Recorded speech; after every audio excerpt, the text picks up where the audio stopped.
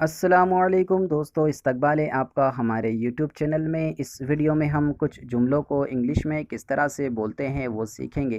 तो चलिए शुरू करते हैं। तुम्हें मेरे साथ चलना चाहिए था। इसकी इंग्लिश होगी you should have walked with me.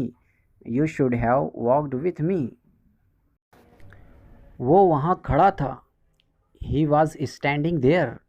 He was standing there. वो सिर्फ बातें करता रहता है। He just keeps talking. He just keeps talking. मेरे पास ऐसी 2 गाड़ियाँ थी। I had 2 such vehicles. I had 2 such vehicles. जल्द से जल्द पहुँचने की कोशिश करो। Try to reach as soon as possible. Try to reach as soon as possible. वो मेरे बारे में क्या बोल रही थी? What was she talking about me? What was she talking about me? मैं बेरोज़गार हूँ। I am jobless. I am jobless. मैं इंग्लिश में बात कर सकता हूँ। I can talk in English. I can talk in English.